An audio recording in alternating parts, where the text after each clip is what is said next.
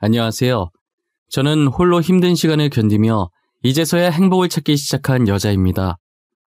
각박한 세상 속에서 비탈 길 없이 평탄한 삶을 살 수 없다고 하지만 이 정도까지 살기 힘들 줄은 몰랐어요. 가끔 막장 드라마를 보면서 진짜 이런 일을 겪는 사람이 있을까라는 생각을 종종 했었어요. 그런데 TV에서나 보던 막장 드라마 속 주인공이 제가 될 줄은 과연 누가 알았을까요? 저는 몇 년 전 맷 디메온 결혼 생활을 한번 맛보고 이혼 후 인생의 쓴맛을 배웠어요. 그래도 다행인 게 예전 같았으면 이혼에 대한 안 좋은 시선들이 많았겠지만 요즘은 너도 나도 이혼을 하니 이젠 이혼 정도는 흠축에도 안 끼더라고요. 덕분에 인생이 호락호락하지만은 않다는 교훈도 얻게 됐고 새로운 출발도 할 수 있게 됐어요. 지금부터 어쩌다 제가 이혼을 하게 됐는지 여러분들께 들려드리려고 해요. 저는 대기업까지는 아니지만 그래도 계속 치고 올라가는 추세인 회사에 입사한 평범한 회사원이에요. 입사 당시에 제가 학생 시절 때부터 만나고 있던 남자친구가 있었는데 각자 취업하고 자리 잡는다고 서로 바빠지면서 연락도 뜸해지고 하다 보니 자연스럽게 이별을 맞이하게 됐어요. 아무래도 오랫동안 만난 남자친구라서 그런지 있다가 없으니까 빈자리가 크게 느껴지더라고요. 제 자취방에 있던 전 남자친구의 물건들을 정리하는데 마음이 너무 공허했어요. 그러다 몇 주 뒤 직장 동료가 사람은 사람으로 있는다는 말도 있지 않냐며 저처럼 여자친구와 헤어져서 힘들어하는 친구가 있는데 소개시켜 줄 테니 만나보라는 거예요. 어차피 한번 만난다고 바로 결혼할 것도 아니니 소개를 받았었어요. 막상 만나니 취향도 비슷하고 웃음 코드도 비슷해서 의외로 잘 맞더라고요. 그런데 상대방 직업이 의사라 저렇게 잘난 사람이 일개 회사원인 저를 마음에 들어할까 싶었죠. 걱정과 달리 상대방은 저를 마음에 들어했고 결혼을 전제로 진작에 만나보자고 고백을 했어요. 그렇게 저희는 길다면 길고 짧다면 짧을 1년 반이라는 기간 동안 뜨겁게 만나고 결혼을 했어요. 저희가 결혼 전에 임신과 출산에 대해 엄청 이야기를 많이 했었어요. 저는 하고 있는 일을 더 하고 싶고 신혼도 길게 즐기고 싶어서 2년 후에 아이를 갖자고 제안했죠. 남편도 아이 낳으면 돈이 많이 드니 그동안 돈 모으자며 제 의견을 따라주더라고요. 남편은 걱정이 안 됐는데 시어머니는 어떤 반응을 보이실지 정말 걱정을 많이 했어요. 한참을 망설이다 용기를 내서 시어머니께 저희가 내린 결론을 말씀드렸는데 시어머니께서는 가만히 고개만 끄덕이며 듣고 계시다가 흔쾌히 그렇게 하라고 하시더라고요. 솔직히 시어머니 반응을 걱정했던 게 남편이 4대 독자였기 때문인데요. 제 친구들 중에서도 남편이 독자인 집안이 있었는데 임신 압박이 어마무시한 거예요. 제가 결혼 전부터 주변에서 그런 얘기들이 들려오니 걱정이 안 될 수가 없었죠. 다행히 시어머니께서 허락을 해주셔서 아무 걱정 없이 2년간 신혼생활을 즐길 수 있었어요. 하지만 정확히 2년 후부터는 매일매일 지옥 같은 생활들이 반복됐어요. 저희는 시어머니와 약속한 대로 2년간 신혼을 즐기고 아이를 가지려고 노력하고 있었어요. 아이를 언제 가지는 게 제일 좋을지 사주도 보고 옛날 사람 마냥 합방 날짜까지 잡았었어요. 그렇게 노력을 했지만 6개월이 지나도 임신 소식은 들리지 않았어요. 제가 계속해서 임신 소식을 들고 오지 않자 시어머니께서는 날마다 저를 찾아와 2년이면 많이 봐줬다고 빨리 아들을 낳으라고 재촉을 하시더라고요. 아이를 가지고 싶다고 해서 쉽게 가질 수 있는 게 아니니 조금만 기다려달라고 했지만 제 말은 도통 들으려고 하시질 않았어요. 남편은 4대 독자에 시간은 자꾸 흐르니 애가 타신 시어머니의 아들 타령은 갈수록 심해졌어요. 한 번은 시어머니께서 양손 가득 뭔가를 들고 저희 집에 방문을 하셨더라고요. 시어머니 손에 든 것은 조금 큰 쇼핑백과 자그마한 보따리였는데 쇼핑백 안에는 한약 한 상자가 들어있었고 보따리 안엔 쓴 흔적이 있는 여자 속옷과 부적이 있는 거예요. 도대체 이걸로 뭐 하시려고 하나 싶어서 시어머니께 물었죠. 이게 다 뭐예요? 이거 누가 입던 속옷 아니에요? 부적은 또 왜 가지고 오셨어요? 설마 저희 집에 붙이려고 가지고 오신 건 아니죠? 맞는데? 아니 글쎄 점쟁이 말로는 이 부적이 아들 낳게 해주는 부적이라고. 이거 붙인 사람들은 죄다 아들을 낳았다지 뭐야? 아, 그러고 이건 아이 잘 들어서게 해주는 한약. 어머님, 이런 거 다 거짓말이에요. 돈 받고 팔려고 무슨 말을 못하겠어요. 부적은 그렇다 치고 같이 들어있던 속옷은 뭐예요? 여기 살짝 해진 게 누가 쓰던 것 같은데? 아, 이거 아들만 셋 낳은 여자가 썼던 속옷이야. 이거 입고 자면 아들을 낳을 수 있다더라고. 그래서 내가 어렵게 구해왔지. 다들 그 여자 속옷 가져갈 거라고 난리더라니까. 남이 쓰던 속옷을 어떻게 입어요, 어머님? 저는 절대 못 입어요. 그냥 부적 붙이고 한약 꼬박꼬박 챙겨 먹을게요. 예, 못 입는 게 어디 있어. 그냥 눈 딱 한 번 감고 입으면 되는 걸. 다른 건 몰라도 이거 입고 아들 낳은 사람 내가 확실히 봤어. 미신에 맹신하시던 시어머니는 여기저기서 주워들은 걸 제게 써먹으려고 하시더라고요. 한약은 그렇다 치는데 부적이며 아들 낳은 여자가 입었던 속옷이며 아들만 낳을 수 있다면 아들 낳은 여자의 똥도 주워올 사람이었어요. 저는 목에 칼이 들어와도 입기 싫었는데 딱 한 번만 입으라고 사정을 하길래 정말 미친 척하고 잠깐 입어보다가 몇 초도 안 돼서 정신 차리고 바로 벗었던 것 같아요. 제가 살다 남이 입었던 속옷을 입는 날도 다오네요. 저는 험한 꼴을 더 보이고 싶지 않아서 얼른 아이를 가져야겠다는 생각이 들었어요. 혹시나 내 몸에 문제가 있어서 임신이 되지 않는 게 아닌가 싶어서 병원에 검사를 받으러 갔어요. 떨리는 마음으로 검사 결과를 기다리는데 제가 배란 장애 때문에 임신이 안 되는 것 같다고 하시는 거예요. 심각한 정도는 아니고 꾸준히 치료를 하면 자연 임신할 수 있으니 걱정하지 말라고 하시더라고요. 그래도 아예 임신을 못하는 건 아니라고 해서 정말 다행이라고 생각했어요. 하지만 남편과 시어머니는 임신 가능성이 있음에도 불구하고 저를 하자 있는 사람처럼 취급하더라고요. 도대체 애 하나도 못 가지고 뭐하고 있냐부터 시작해서 애 못 가지는 여자는 여자도 아니라며 제 자존심을 지하까지 끌어내리는 말들만 골라서 하기 시작했어요. 아무리 시어머니께서 아들에 집착하는 사람이라고는 하지만 그래도 같은 여자로서 시어머니만큼은 제 마음을 이해해 주실 줄 알았어요. 이해는커녕 삿대질을 해가면서 상처가 되는 모진 말들을 서슴없이 내뱉으셨죠. 저는 시댁의 구박을 받으면서도 아이를 낳기 위해 치료를 열심히 받았어요. 하지만 치료를 받고 의사한테서 이제 임신이 가능하겠다는 결과도 얻었지만 여전히 제게 임신 소식이 들리지 않았어요. 그랬더니 시어머니께서는 더 이상 기다려줄 수 없다고 하시면서 애 못 가질 거면 더 늦기 전에 남편 세장가 보내야 하니 하루라도 빨리 이혼하라고 하셨죠. 시어머니께서 저렇게 얘기하시는데 제가 누구 좋으라고 이혼을 해주나요? 저도 쓸데없는 오기가 생겨서 악착같이 이 집에서 버티리라 마음먹었어요. 매일같이 제 면전에 이혼 서류가 날아다녔지만 절대 도장을 찍어주지 않았어요. 저에게도 이런 잡초 같은 근성이 있을 줄은 전혀 몰랐네요. 시댁 식구들이 저를 밟으면 밟을수록 저는 더 단단해졌어요. 그러나 단단해졌던 저는 불과 몇 달이 지나지 않아 뿌리채 완전히 뽑히고 말았어요. 시어머니께서는 평소와 달리 저를 다정하게 부르시더니 제 옆으로 초음파 사진 하나를 던지시더라고요. 너 이게 뭔지 알지? 초음파 사진이야. 실제로 보는 건 처음일 텐데 많이 봐둬. 여기 조그만 게 애기야. 보이니 이거? 맞다. 영상도 있는데 보여줄까?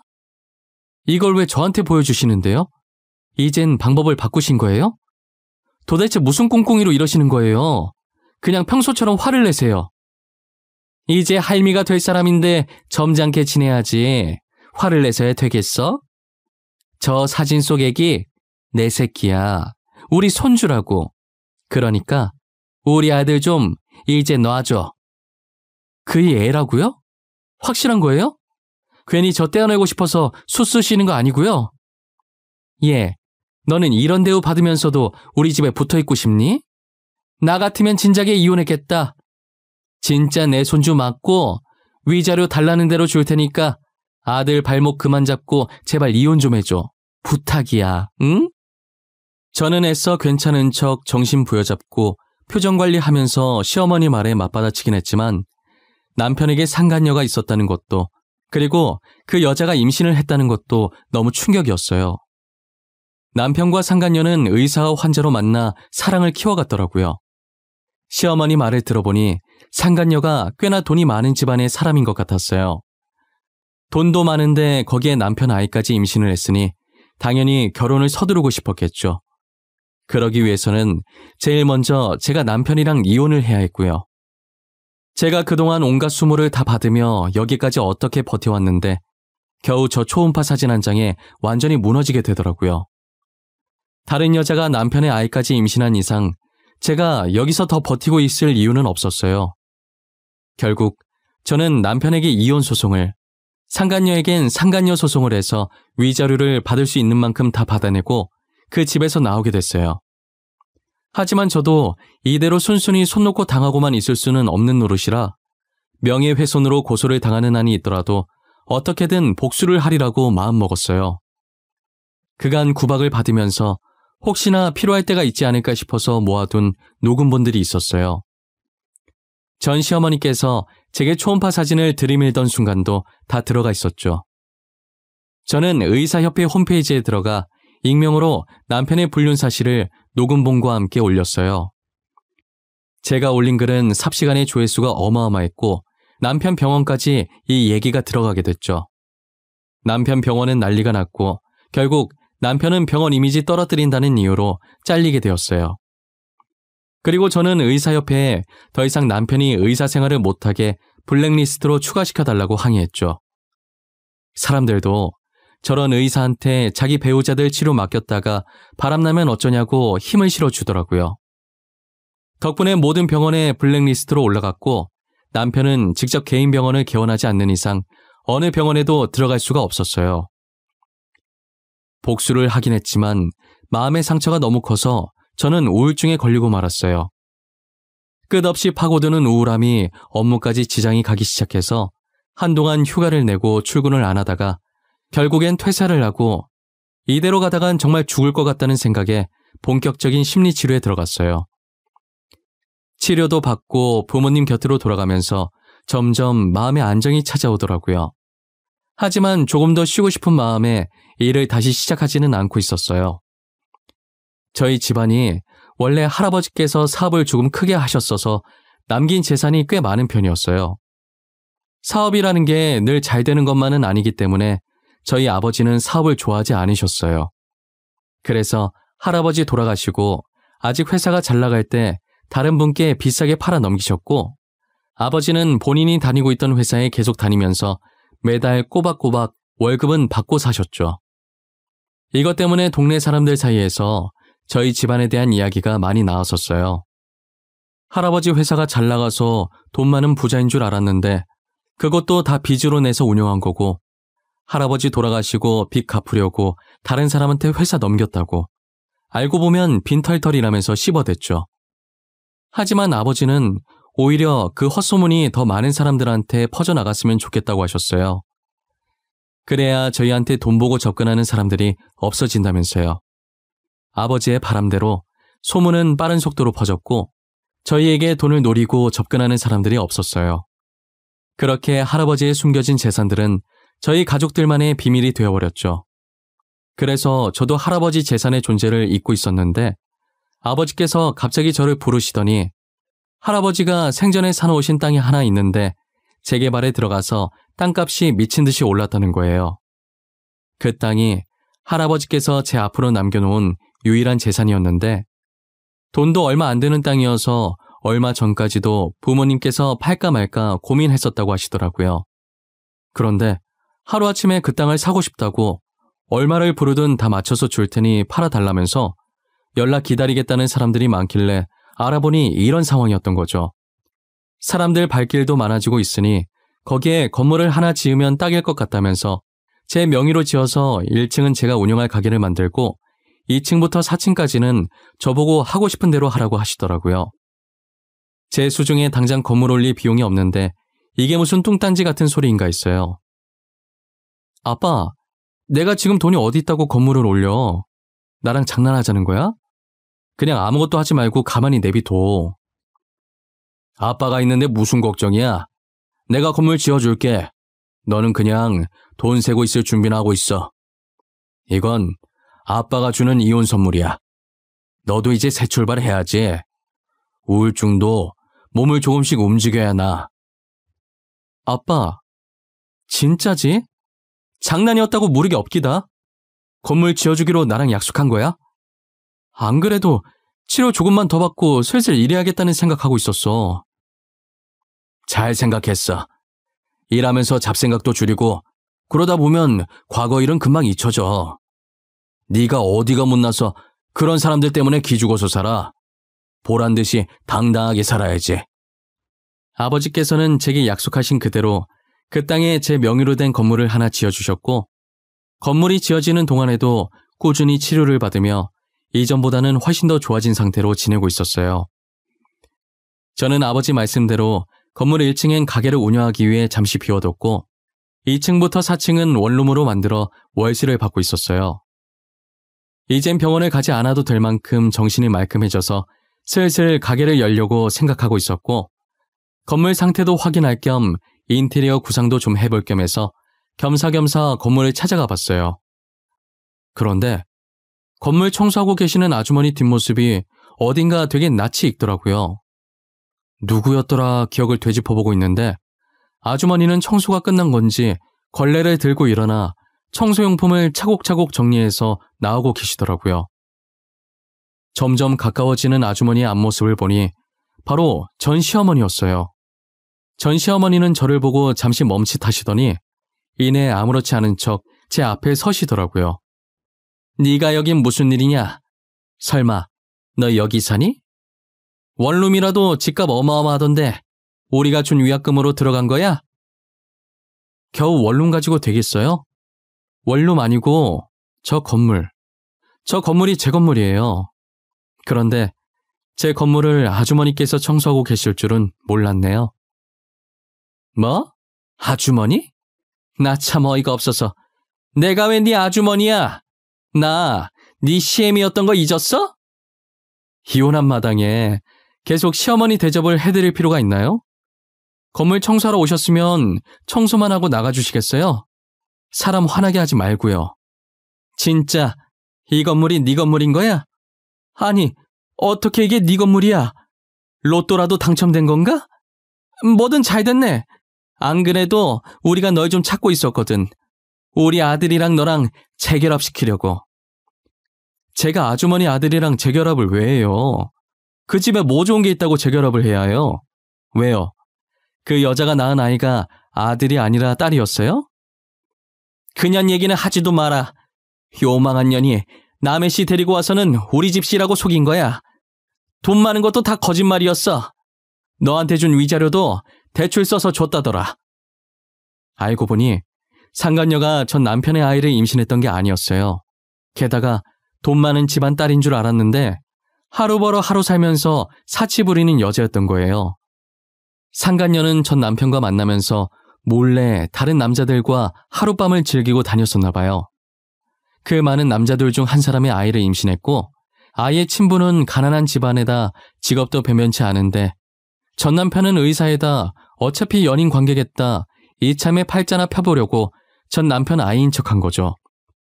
그런데 저와 이혼을 하면서 전 남편이 더 이상 의사 생활을 못하게 되자 상간녀는 이 집안에 더 있을 필요가 없다는 걸 느끼고 전 남편과 헤어졌다고 하더라고요. 그야말로 전 남편과 전 시어머니는 낙동강 오리알 신세가 되어버린 거죠. 그래도 운 좋게 전 남편이 다른 여자를 다시 만났고 이번엔 진짜 돈이 있는 집 여자였대요.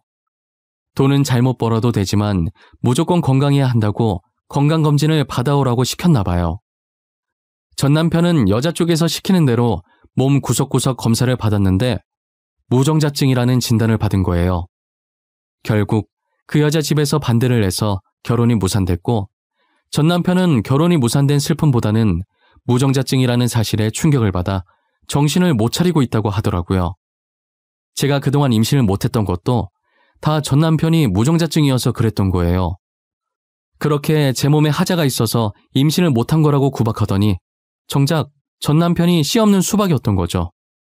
전 남편의 무정자증 소식을 듣고 나니 그동안 제가 받았던 수모들이 억울해지는 거예요.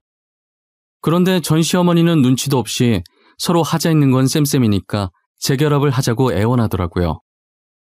저는 그런 전 시어머니를 뿌리치고 불쌍해서 청소하는 것까진 뭐라 하지 않겠다고 대신 다시는 아는 척하지 말라고 하고 가게 리모델링 끝날 때까지 건물에 찾아가지 않았어요. 저는 평소에 꽃을 좋아해서 꽃장사도 하면서 일주일에 한 번씩 원데이 클래스를 하기 시작했어요. 제가 오픈하기 전에 전 시어머니가 찾아올까 걱정을 엄청 많이 했었어요. 그런데 자신도 저를 잘못 건드렸다가 괜히 일자리 잃을 것 같았는지 제 눈앞에 안 나타나더라고요. 한동안은 안 보이길래 앞으로도 안 나타날 거라고 생각하고 마음 편히 일을 했어요. 3달 정도 지났을 때 전 시어머니가 저희 가게에 나타났더라고요.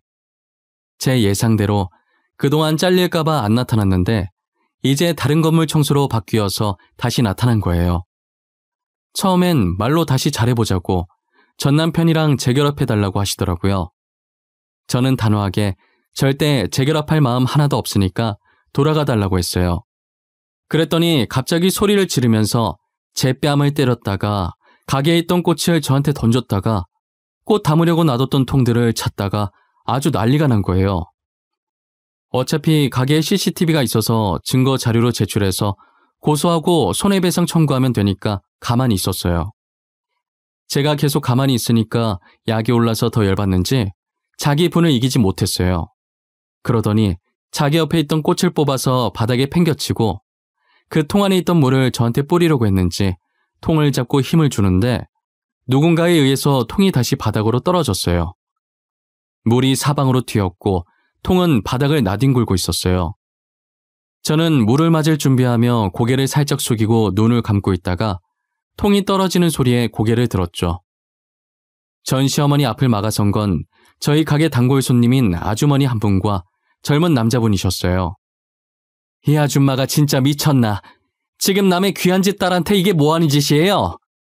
요즘 시대에 남의 영업장에 와서 무식하게 누가 이런 짓을 한답니까? 네? 어디서 배워먹은 버릇이에요? 당신은 누군데 끼어드세요? 남의 일에 신경 끄고 가던 길이나 마저 가세요. 내가 내 며느리한테 화 좀 내겠다는데 무슨 상관이야?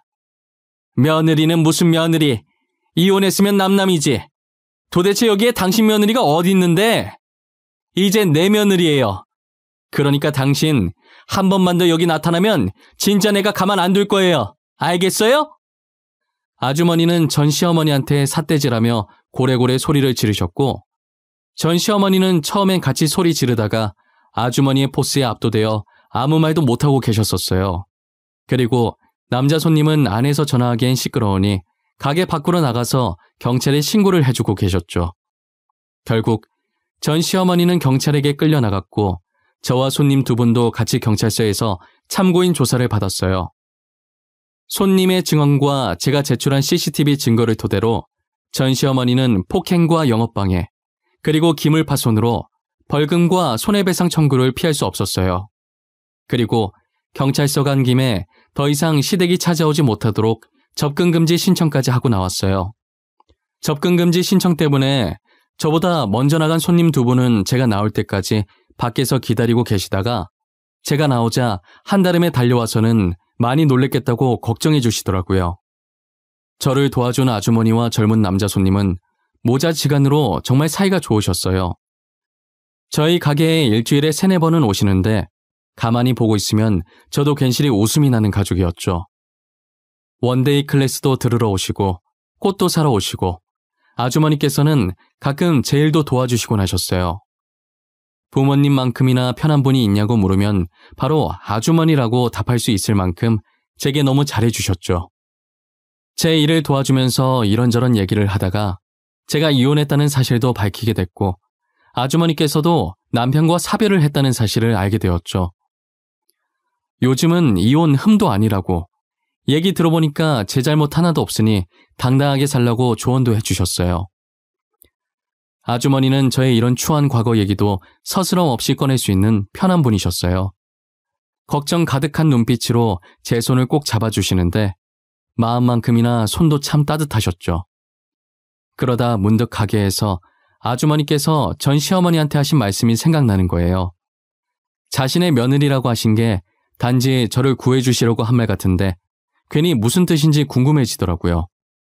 그래서 셋이서 나란히 경찰서에서 가게로 돌아오는 길에 살짝 물어봤어요. 제가 계속 괜찮다고 했는데 굳이 가게를 치워주겠다고 하셔서 같이 가던 길이었거든요. 저 아주머니, 혹시 아까 하신 말 무슨 뜻이었어요? 제가 아주머니 며느리라는 말이요. 저 구하시려고 다시는 나타나지 말라고 일부러 하신 말이죠?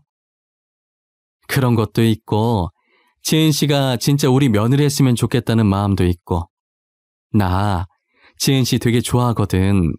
어른들한테 싹싹하고 일도 꼼꼼하게 잘하고. 갑자기 고백 같은 거 받으니까 기분이 이상하네요. 저도 아주머니 좋아해요.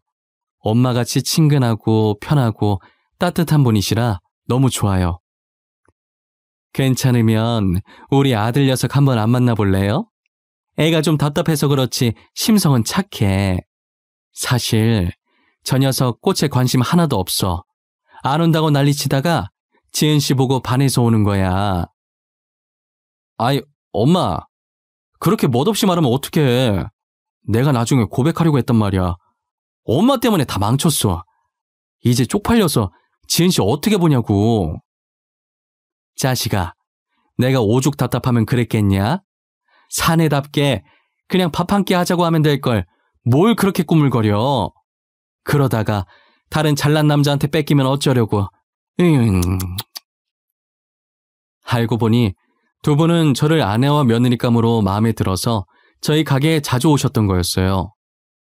남자 손님이 저랑 안면 트고 친해진 뒤에 부담되지 않게 천천히 고백을 하려고 했는데 지켜보던 아주머니께서 답답한 나머지 먼저 말해버리신 거죠. 저는 어떻게 고백하든 두 분이 정말 좋으신 분이란 걸 알기 때문에 아무 상관이 없었어요. 저희는 아주머니 덕분에 얼떨결에 연애를 시작하게 됐죠.